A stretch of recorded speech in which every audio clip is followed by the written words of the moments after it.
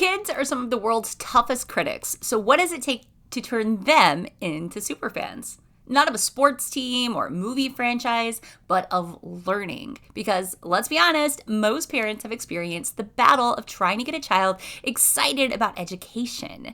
But every now and then, a brand comes along that makes kids genuinely want to learn more. And the lessons apply to every brand, not just those whose customers still have allowances. My guest today is Ed Kim, the Vice President of Education and Training at Code Ninjas, a company that's teaching kids coding, problem solving, and critical thinking skills through an experience they actually love. And as someone whose own kids have spent plenty of time in Code Ninjas classes and camps, I can tell you firsthand, they have created something special. In this conversation, Ed and I are talking about how Code Ninjas delivers a consistent experience across a global franchise network, why curiosity is one of the most important skills we can cultivate, and how Code Ninjas is preparing the next generation to succeed in a world that is constantly being transformed by technology. I'm Brittany Hodak. My guest today is Ed Kim, and this is the Creating Superfans podcast. Let's go. Ed, thank you so much for joining me on the show today. Thank you for having me. It's a pleasure to be here. Well, as you know, I am a Code Ninjas mom, and I'm so excited to have this conversation with you because I've really fallen in love with your brand and particularly our local dojo over the past few years as my son has become a super fan. And I want to talk about the experience design that goes into the dojos. You really build them to be immersive and fun. And I want to talk a little bit about why that experience design is so important in education, especially for younger kiddos. It's a great question. So I think when you think about experience design, it's us better fitting, and anyone who does this, better fitting the way kids need to learn, right? Gone are the days where, you could sit there and do 100 multiplication problems to memorize your multiplication tables. Ever since Common Core education came out in the US years ago and things started to change and more technology came out, we have to think of classrooms not as a separate entity than the kid's bedroom.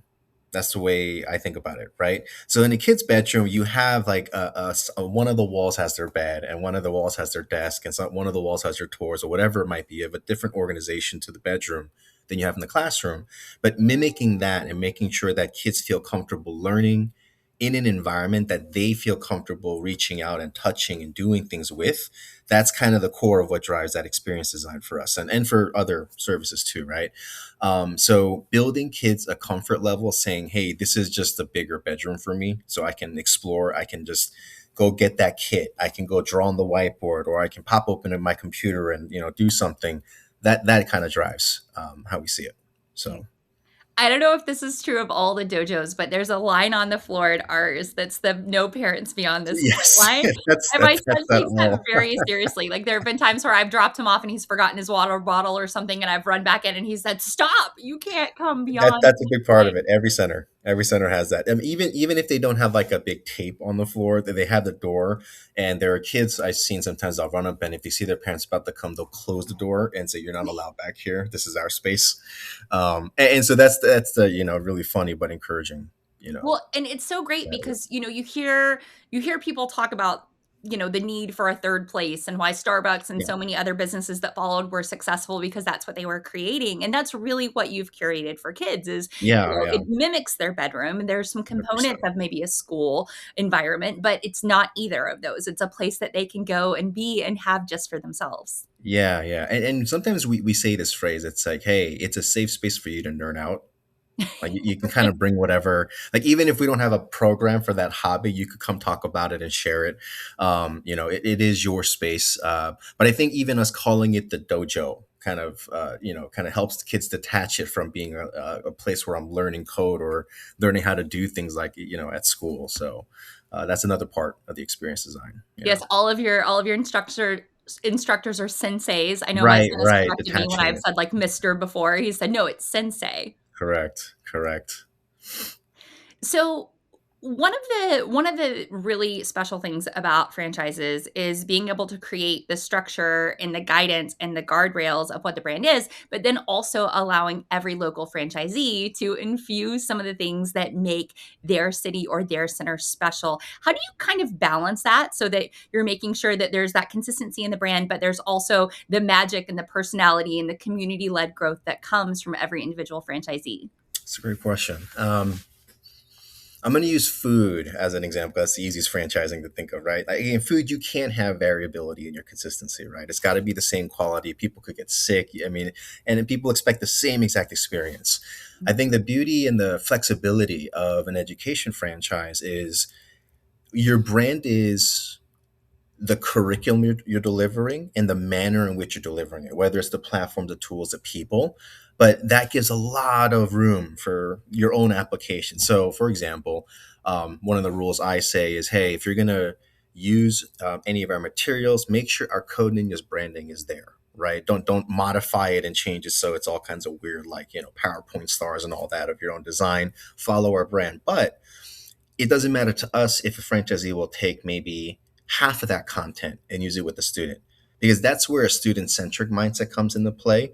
We're building content that should be applied consistently, but if a franchisee or a sensei decides, hey, this student would benefit better from taking a portion of this or me modifying this a little bit, that's still okay. So that's kind of where the balance comes in. We set basic rules, but we don't we're not rigid about everything that a student has to do because every student's different. So we got to give that flexibility in the learning path. Now, beyond that flexibility, what are some of the differences that you've engineered? Because, I feel like there's more choices than there has ever been for every parent when it comes to extracurriculars, after school, summertime. I mean, I was like, my kids' schedules for the summer is something new and fun and amazing every single week. And my younger son was just asking me, what are all the summer camps you went to when you were a kid? And I was like, we stayed at home, we played with our cousins, we rode our bike, and then like there was church camp. The end, like Yeah. end of list. So, with so many options for kids and parents, what are some of the things that you found really helpful in differentiating Code Ninjas as an experience? There's one core message that we think about, and that's tech readiness. Mm. And that's what drives a lot of our marketing and a lot of our engagement with parents, saying one of those areas where things are just ballooning and just it's adding extracurriculars. It's not just swim, sports, arts, other type of classes. It's now drone flying camp and VR camp, and it's like text ballooning by itself. And so Conan just kind of positions itself, hey, we're the one-stop shop. We're building programs around all these tech things, but the idea is let's build curiosity for your kids. So however you're building your schedule, I'm sure you're more of a chauffeur than you are, actually actively participating in your kids' activities, right? So it's you can select as many as you think your kids can handle, your schedule can handle, but align it towards what's going to make your child or children want to learn on their own more. I think an interesting thing I think about with after school education or any kind of education is that you shouldn't need the service forever. Because if the service is doing the right job, after a few years, after 5, 6, 7, whatever the subject is, the student's walking away saying, "No, I have curiosity and I have the skills to explore this on my own."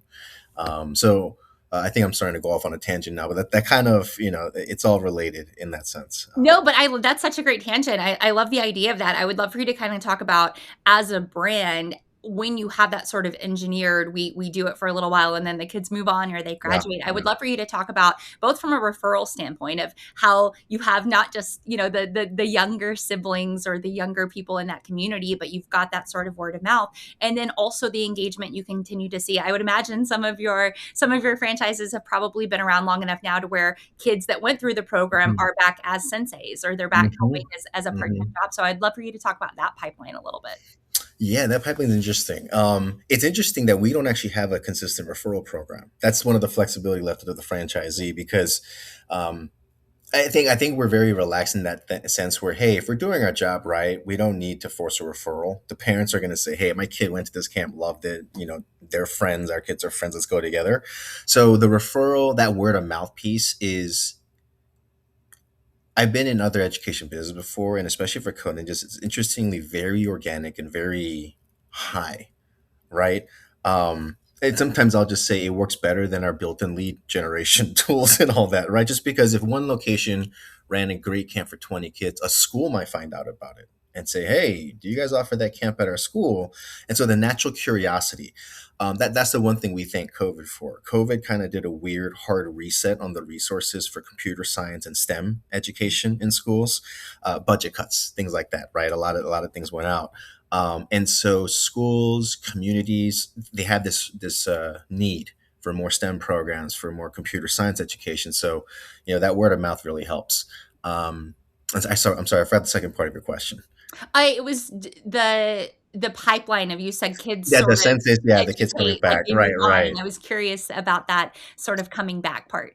It's two ways. Yeah, they come back as teachers. A lot of our, as long as we meet the state minimum age requirements, the kids come back to work at 15, 16, right? And a Ah. lot of our summer camp teachers are those younger, you know, students and teachers who say, "Yeah, I finished your program. I loved it. I want to come back and teach." And they're so easy to train because they're like, "I'm going to give the same experience I just had." And so it's a really natural self fulfilling prophecy there. Another interesting thing that we've been seeing is our first ever students are now old enough to be in college and starting to be past college, right? Since the first franchise units opened. And these students have gone off to work for like Unity, the game company, or they're studying game design, right? So it's not like we have a direct line to that yet that we're seeing, but we're starting to, track down these older students and say, "Hey, what are you doing in life? Did we help you? Are you still pursuing tech in some way?" So, I think in Markham, Canada, we heard of one great example where one of our centers has turned into a Unity certification center where our students who graduate our program at Black Belt, they do a little bit more studying, but then they take the level one programmer certification for the Unity company that they give to their employees, and they pass that test. So they're certified as a programmer at that point. So it's really cool to hear. So yeah, that's the beauty of education. That's the beauty of education in businesses. You see these really rich rewards coming out of student accomplishment and then coming back to work for you, or things they create. So that's fantastic for that, that side of the business as well. Yeah, that's very cool. My son is only a second grader, but Code Ninjas was sponsoring something at his Hmm. school a couple months ago, and we didn't know it till we got there, and he saw the banner, and he immediately sprinted to the room in the school where Sensei Jeff was, and he said, "Can I hang out in here and talk about Code Ninjas?" And That's of course, awesome. Sensei Jeff was like, "Absolutely, you can." And there were probably, I don't know, 25 different competing things in classrooms and activities. And I'm like, "Come see this cool art thing, come do this." And he's like, Yeah. "Mom, I'm working." Like, I'm talking about Ninjas, but it was so cute and so fun. Summer job. Yes.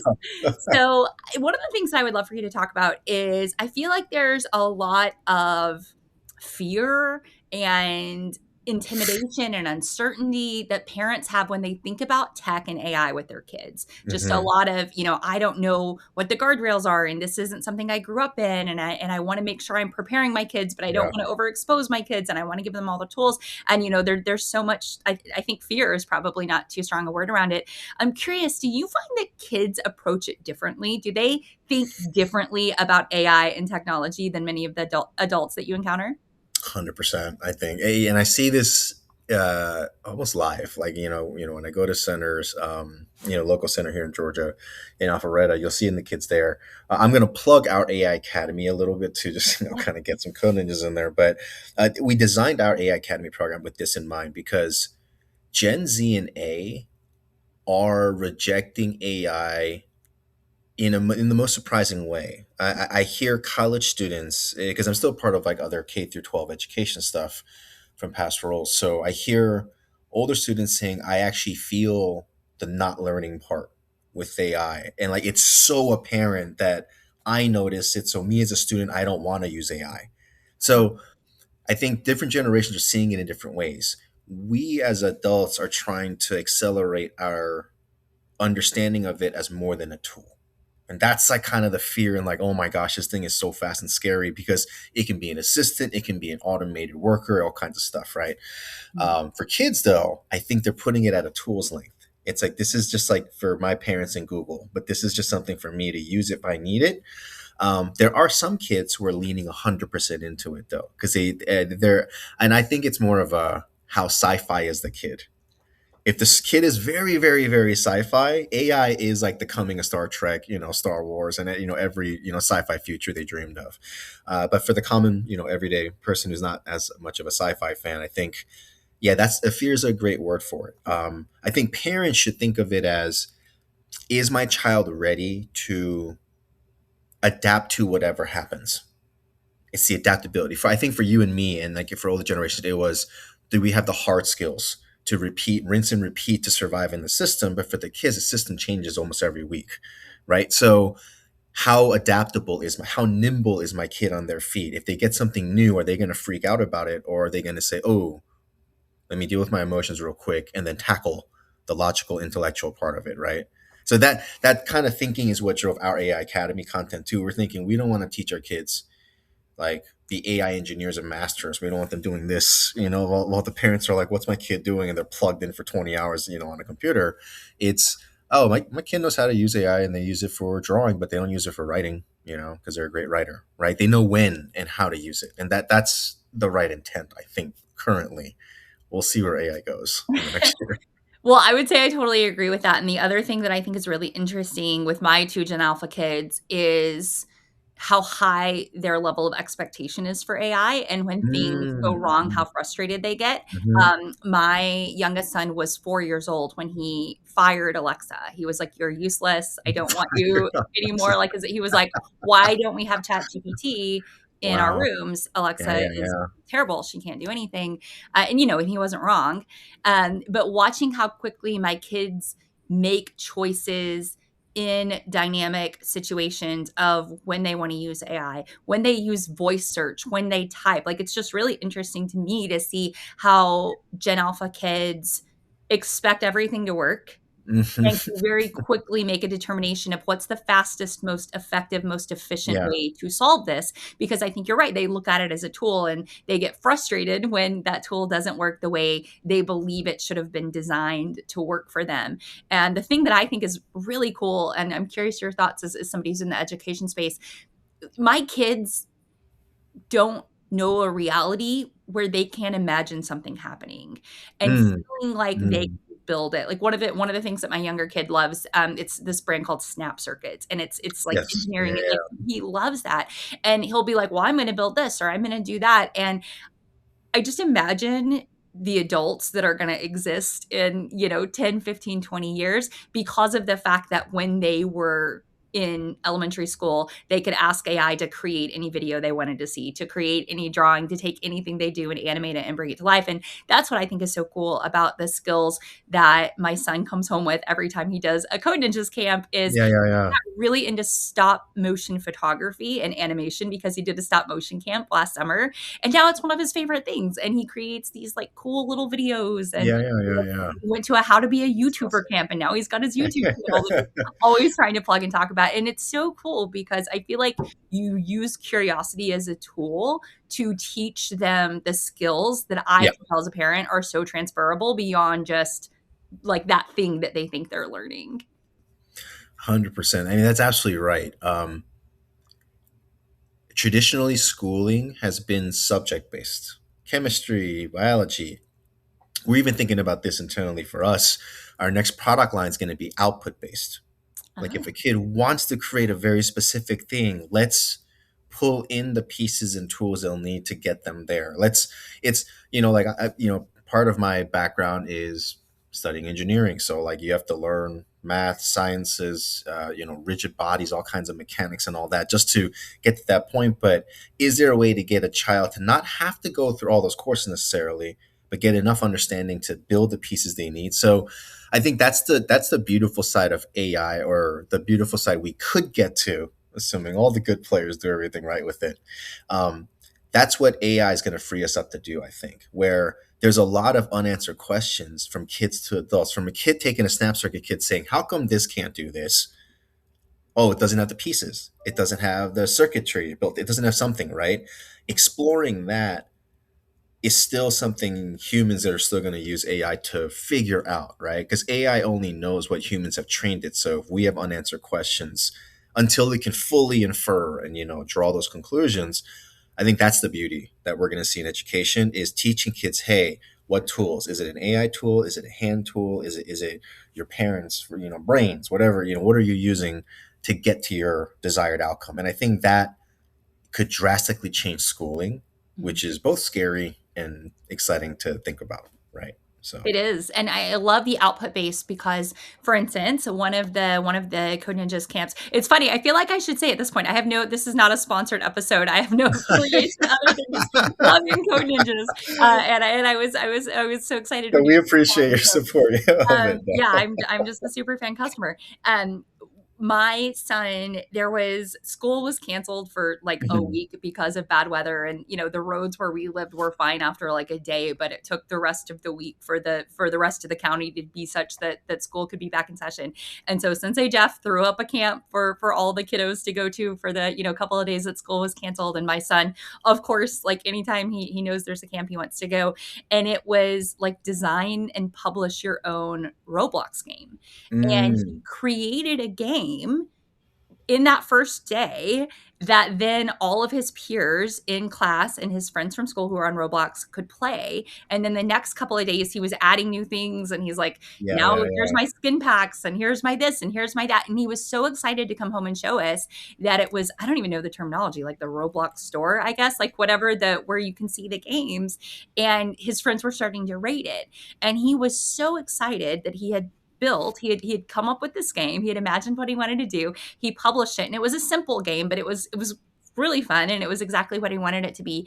And seeing how proud he was of that, and also in doing that, he did like 30 things I didn't even know were like that. Like then he's like showing me the choices that he made. So with Roblox specifically, that's one that I know I've had a lot of conversations Yeah, with yeah, yeah. our franchisee Sensei Jeff, because again, as a parent, you hear all the bad, you hear all of the things, and it's confusing sometimes as a parent to know, okay, what should the guardrails be? And I Mhm. think I've got everything locked down, but then hear some horror story or whatever. How do you kind of approach those conversations as somebody who's in this space to balance that? We want to give all the tools that the kids need to have that output to be successful, but we have to ensure that they're safe. And as you said, sort of depending on, hopefully all the players do the right things and make the right, but also it feels like we can't always depend on that. Yeah. There, I'd say I tackle this in three different levels, and it depends on how strongly the child feels about that particular game. So we'll use Roblox as you mentioned as an example. My first thought is to try to shift the student's attention to a different game, because the idea of creation, of building your own custom server and doing your own custom activities, your custom characters, all that stuff, that lives in a lot of other games. So if that could be driven by his friends are all on Roblox, or maybe he could be the leader saying, "Hey, let's try this new game out." But I try to first shift that game. Hey, have you checked out the Minecraft level stuff, or on this game, have you tried the creative studio abilities? Right. If that doesn't work, then the second thing I think about is there's the obvious like Surf Watch or whatever parental control you like. Vayon is a Yeah. great one you can put on your kid's computer. But I think the most important guardrail is first making sure your child understands like the bare bones of what being safe online is. It's like, hey, only talk to your friends, no random people. If it's a random person, I need to talk to them first. Like, you put some kind of rules. But ultimately, I think that's the benefit of like yourself sending your kids to like these programs, because they're going to learn, oh, I don't have to join a public server that everyone's joining. I can go create my own. I can go do this on my own. And that's where some of the risks are in those public servers where, there are unsafe people just waiting to, check chat. One rule I tell, kids I talk to is just don't chat, guys.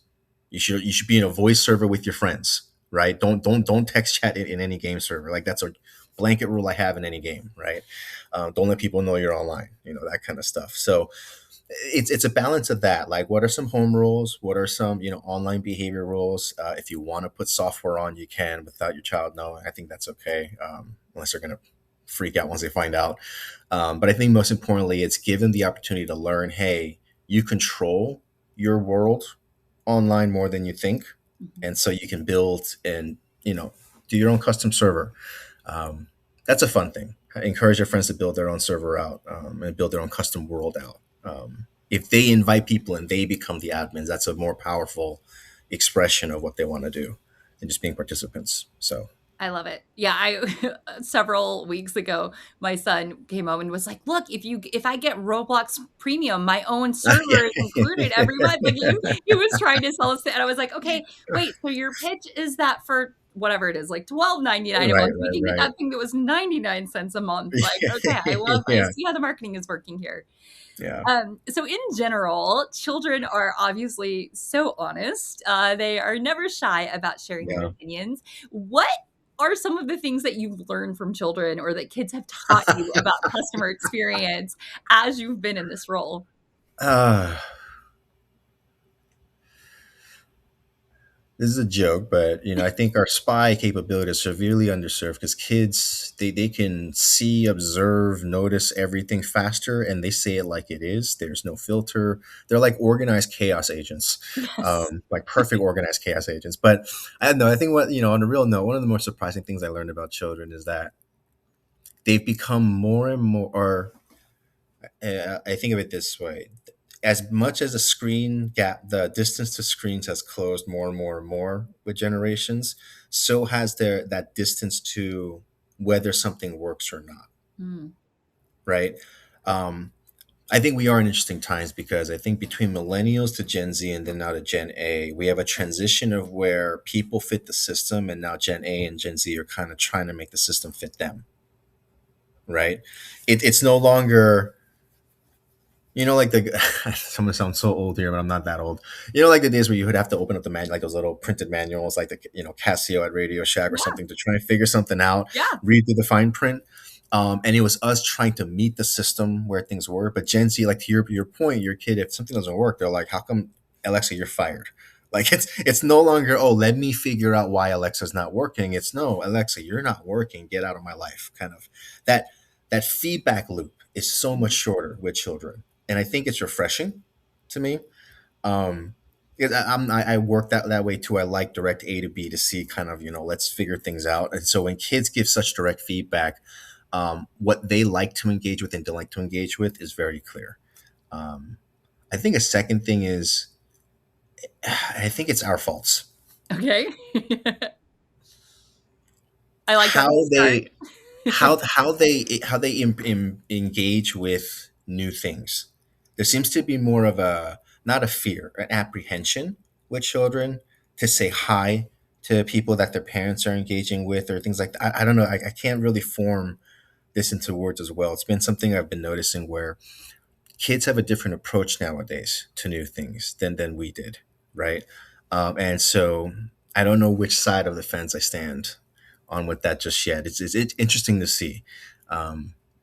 But yeah, it's refreshing how direct they are. That's one of the main things. They say, "This works for me, it doesn't work, and I'm refused to engage with it, or I will engage with it." So it's very black and white in a lot of cases.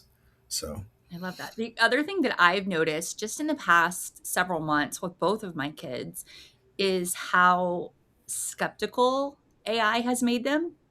that's a good word Like, for it. they'll Skeptical, see a yeah, yeah. video or they'll see something and they'll say, "That's AI."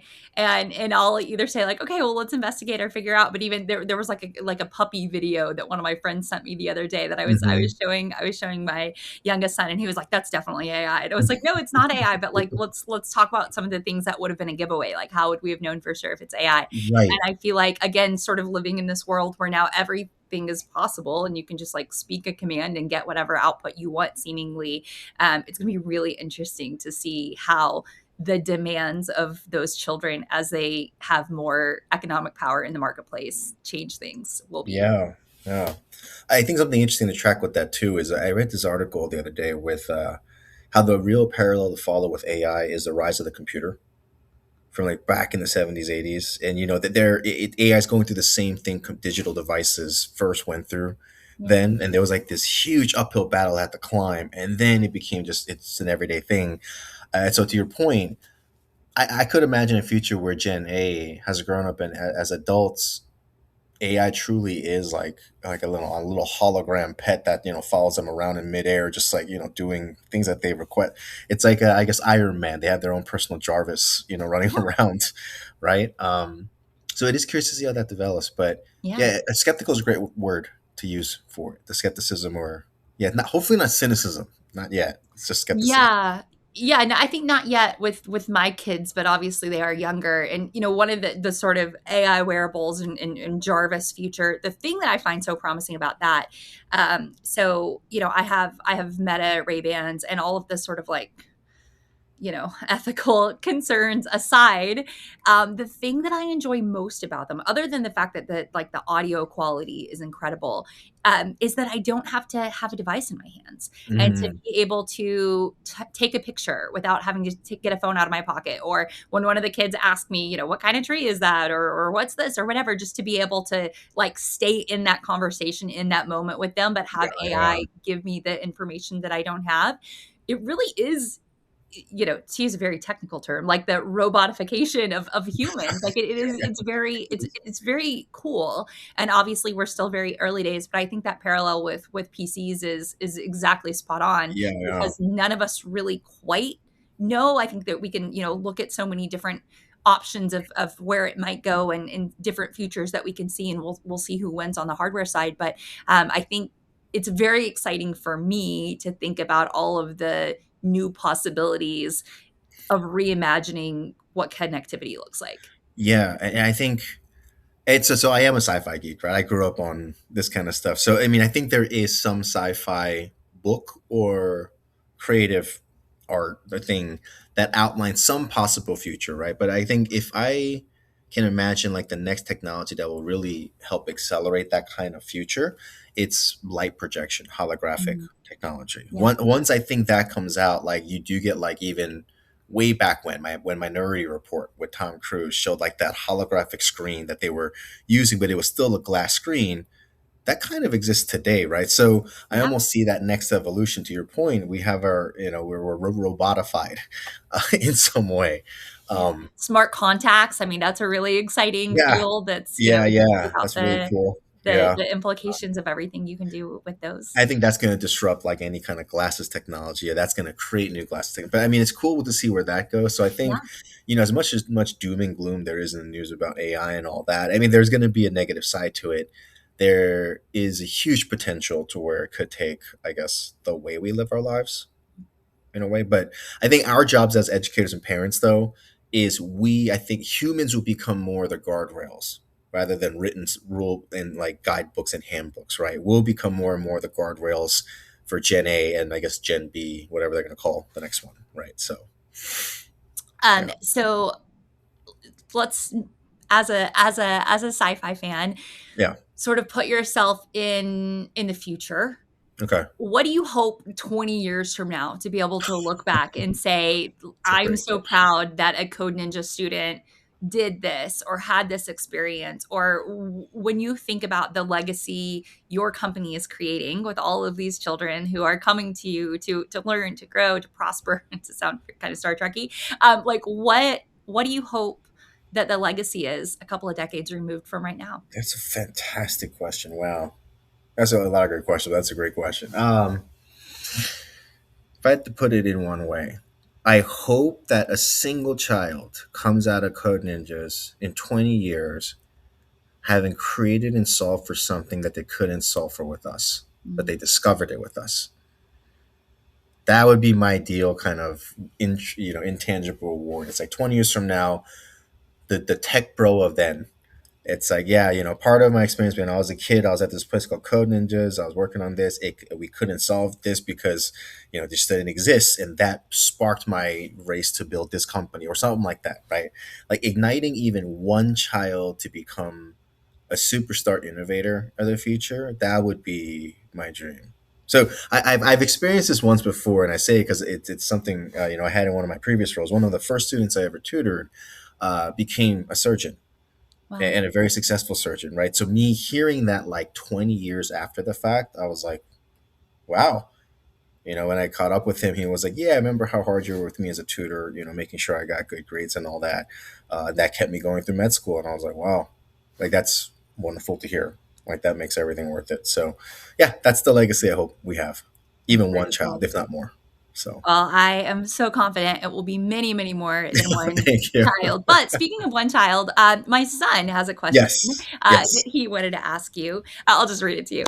His question was, "What's the coolest thing a Code Ninja student has ever made out of Lego?" Ooh, And that's a he said great Stago question. if you want to Whoa. use his name when you answer. But I know you guys do so much with the Lego robotics. He's actually about to do his first Lego robotics thing this summer because I don't know if he wasn't old enough last summer or he just wanted to do something different for whatever reason. That's like the one thing we haven't done. He's done like one day Lego things, but we haven't done the like robotics Okay. camps yet. So The coolest thing I am recalling this one now is early when I first joined Code Ninjas. This student had taken over, I think, multiple kits. Like they needed multiple kits because they were a huge Transformers fan. So I think in the second or third movie, there's like this massive like bad guy transformer that comes like that's built from like five different transformers or something. And so he built versions of these transformers, five of them, in five different little robots, and then figured out a way to make them transform into one. But he used a wow, lot of pieces, and he had to space it. I mean, he was experimenting a lot, spacing it around because it didn't sound like they connected to each other like real transformers, but they would like move and then reshape into the new structures. So that was the coolest thing I'd seen. that is so cool. And how old was this kid? 9, Oh 10 my God, ish. Yeah, yeah. But that's that's a incredible. curiosity thing, right? They're like, oh, I love Transformers. I want to do this. Let's Yeah. make it. So yeah, but I've seen a lot of other cool things. It's not like that's a huge gap. There's kids come up with the craziest things to make with Lego. That's What about your really son? cool. What has he made? He has made all kinds of things with Legos over the years. It's wild as a parent to watch your child ask for like an expensive Lego set and then open it up and be like, nah, I don't want to build. I'm just going to take, I've got the 20,000 little Lego pieces over here that are in bulk, but I don't want any of those. I wanted to buy this specific set so that I could buy something completely different, totally disregard the instructions, which is really fun, but just, ironic that it's like, no, I wanted this specific set to build something completely on my own. All right, that's good. And all That's the like rebuild content too, I feel like plays into that on YouTube. Like they'll it's like one of the famous examples is like Millennium Falcon guy who like will take any set and turn it into a Millennium Falcon. But now yeah, they've yeah. got people who will do that with like they'll take a random set and turn it into a Pokemon or turn it into Wow. Yeah, yeah. a certain It's so character from some innovative. show, which is just like so fun and so creative. Yeah. So, Ed, before I let you go, one of the questions I love to ask every guest is what's something that you are a super fan of right now that more people need to know about? Ooh, that I'm super fan of that more people. Oh, that's such a tough question because I feel like in the internet age, everyone has seen everything. Oh my goodness. No, it's two things I'll say. Well, one's kind of pranky, I guess. I just recently discovered these porch pirate revenge videos, which is these engineered boxes that like explode paint on it. And I thought, okay, that's an interesting app. It's like a Mark Rober type application of like managing, I guess, your community. But I think one thing I want to encourage more of. I'm a super fan of hikes with waterfalls at the end. And I'm kind of flipping back. I'm kind of moving away from social media, tech, and all that. I want to go back out to nature. So there's beautiful hikes here in Georgia, and at the end there's these beautiful waterfalls. And just taking the time to go out and break away from the screen is my super fan thing. Yeah, online trends. I don't know. Not a big fan of those. Other than the vigilante porch pirate justice The video. porch pirate. I don't know why it popped up on my YouTube feed. It's just out of nowhere. It's like history of this, and then porch pirates, and I was like, oh, let me click that, and then You can go down just a drag rabbit me hole down quickly, a but rabbit I hole. love that, the hike with the payoff of the waterfall at the end. Very Yeah, cool. yeah. Go outside and spend like an hour outside in nature. I think that's what I'm a super fan of right now. So I'm a little Well, boring that way. Ed, thank you again for coming on the podcast. Where can people learn more about you and Code Ninjas? Come to coninjas.com. You guys can check out my LinkedIn. My social media, very rare updates. I don't even know my tags anymore, but yeah, you can find me online. We'll find them and put them in the show notes. Yep. Awesome. Thanks, Ed. Talk to you All soon. right. Thanks a lot.